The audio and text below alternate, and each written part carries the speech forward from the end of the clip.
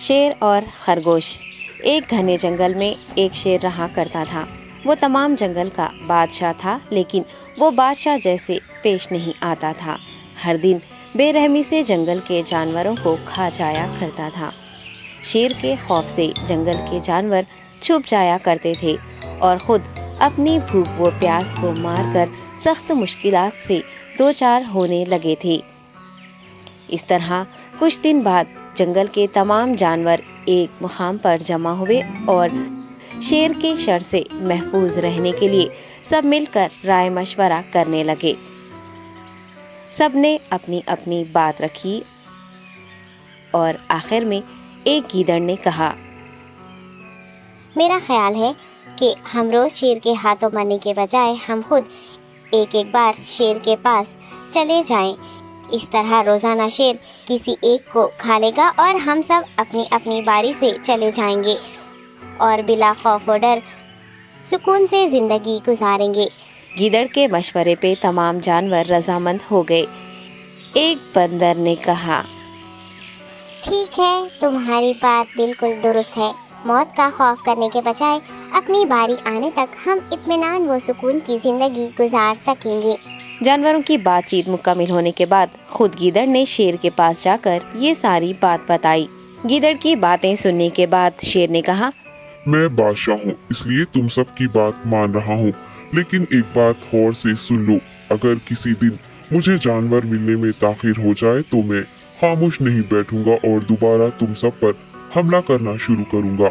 شیر نے بڑے غصے سے یہ سب کہا۔ شیر کی باتیں سن کر گیدڑ نے سر ہلاتے ہوئے حامی بھر دی اور وہاں سے چلا گیا۔ اس دن کے بعد ایک ایک جانور بلا ناغہ اپنی اپنی باری کے مطابق شیر کے پاس جانے لگے اور شیر سکون سے اپنے پاس آنے والے جانوروں کو مار کر اپنی بھوک مٹانے لگا۔ یہ معاملہ ایسے ہی چل رہا تھا اور ایک دن شیر کے پاس جانے کی باری ایک خرگوش کی آئی۔ وہ خرگوش بہت ہی ہوشیار تھا۔ اسے شیر کے پاس جانا منظور نہیں تھا اور اس نے اپنے ساتھی جانوروں کو بے رحمی سے مارنے والے شیر کو سبق سکھانے کی ٹھان لی اور ایک اچھی تدبیر نکال کر آہستہ آہستہ شیر کی گفا کے پاس پہنچ گیا۔ تاخیر ہو جانے سے شیر کافی غصے میں تھا اور خرگوش کو دیکھ کر غصے سے کہنے لگا، میں نے تم سب کو پہلے ہی کہہ دیا تھا، دیر ہو جائے تو میں خاموش نہیں بیٹھوں گا۔ تم نے وعدہ خلافی کی ہے، اس لیے میں جنگل جا کر من چاہے جانور کا شکار کر کھا جاؤں گا۔ تب خرگوش نے شیر سے کہا، معاف کر دیجیے بادشاہ سلامت، غلطی ہو گئی اور اس کا ایک واجب سبب ہے۔ اطمینان رکھیے، میں بیان کرتا ہوں، آپ سنیے اور اس کے بعد آپ آرام سے مجھے مار کر کھا لیں۔ شیر نے پھر غصے سے کہا، وہ کیا بات ہے، جلدی بتاؤ۔ خرگوش نے کہا، بادشاہ سلامت، میں آپ کے پاس آ رہا تھا اور راستے میں مجھے ایک شیر مل گیا اور مجھے مارنے کے لیے آگے بڑھنے لگا۔ میں نے آپ کی بہادری کی بات اس شیر کے سامنے رکھی، لیکن وہ شیر آپ کے بارے میں بہت برا بھلا کہنے لگا۔ یہ سن کر میں نے غصے سے کہا، تم ہمارے جنگل کے نہیں ہو، ہمارے بادشاہ کے بارے میں ایسی باتیں مت کہو۔ یہ سن کر وہ شیر مجھ پر حملہ کرنے کے لیے تیار ہو گیا۔ یہ دیکھ کر میں نے کہا، تم مجھے مارو گے تو ہمارے بادشاہ تمہیں ہرگز نہیں بخشیں گے۔ تب اس شیر نے کہا، تمہارا بادشاہ میرا کیا کر لے گا؟ میں نے کئی ہاتھیوں کو اپنے پنجے سے مار گرایا ہے۔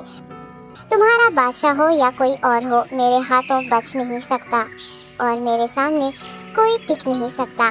میں اسے ختم کروں گا۔ یہ سب بدتمیزی کرنے لگا۔ میں نے اس شیر سے کہا، تم ہمارے بادشاہ سے آ کر بات کرو۔ تب اس نے فخر سے کہا، میں کیوں آؤں؟ تمہارے بادشاہ میں دم ہے تو اسے ہی یہاں لے کر آؤ۔ یہ کہہ کر مجھے دبانے لگا۔ بادشاہ سلامت، اسی لیے آنے میں تاخیر ہو گئی۔ یہ سنتے ہی شیر غصے سے کہنے لگا، چلو ابھی چلتے ہیں، اسے ختم کر دوں گا۔ یہ سننے کے بعد خرگوش نے شیر کو جنگل کے درمیان موجود ایک کنویں کے پاس لے گیا۔ خرگوش نے کہا، بادشاہ، اس کے اندر دیکھیے، وہ وہاں آپ کا بے صبری سے انتظار کر رہا ہے۔ آپ اسے اچھا سبق سکھائیے۔ شیر غصے سے فوراً کنویں میں جھانکنے لگا اور زور سے دہاڑنے لگا۔ تب دوسری جانب سے بھی दूसरा शेर दहाड़ता हुआ महसूस होने